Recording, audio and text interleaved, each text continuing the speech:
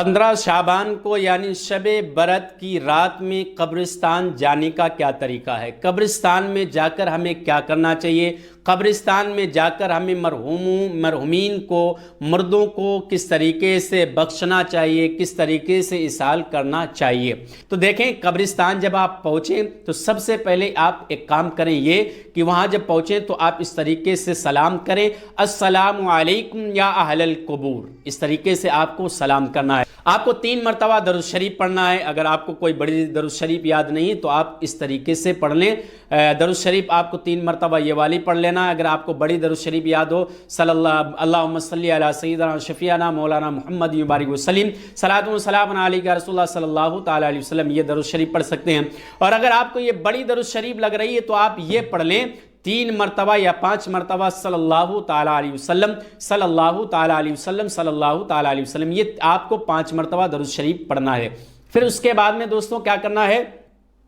آپ کو 1 مرتبہ آیت الکرسی پڑھنا ہے۔ اور اگر آپ کو آیت الکرسی یاد نہیں ہے تو آپ 3 مرتبہ قل هو اللہ احد پڑھیں۔ کیا پڑھنا ہے؟ 3 مرتبہ آپ کو قل هو اللہ احد پڑھنا ہے۔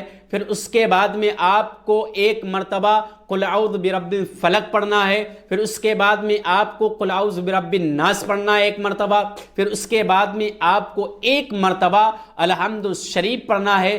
پھر آپ کو 3 مرتبہ یا 5 مرتبہ وہی درود شریف پڑھنا ہے جو آپ نے پہلے درود شریف پڑھی تھی۔ یہ پڑھنے کے بعد آپ اللہ رب العزت کی بارگاہ میں دعا کریں، یا اللہ میں نے جو بھی پڑھا ہے یہ سارا کا سارا ثواب میں اپنے تمام مرحومین جو بھی اس قبرستان میں مدفون ہیں، جو بھی اس قبرستان میں جا چکے ہیں، قبر میں ہیں، یا اللہ ان تمام مرحومین کو میں ثواب نذر کرتا ہوں۔ یا اللہ میں ان کے لیے دعائیں کرتا ہوں، یا اللہ ان کے تمام گناہوں کو معاف فرما دے، ان کو جنت الفردوس میں اعلیٰ سے اعلیٰ مقام عطا فرما دے۔ اس سے جو بھی گناہ کبیرہ صغیرہ ہوئے، یا اللہ ہم تمام گناہ کبیرہ صغیرہوں کو معاف فرما دے۔ یا اللہ ان کو جنت الفردوس میں اعلیٰ درجہ عطا فرما دے، ان کی مغفرت فرما دے، اور آپ جتنی بھی دعائیں کرنا چاہیں ان کے لیے دعائیں کر سکتے ہیں۔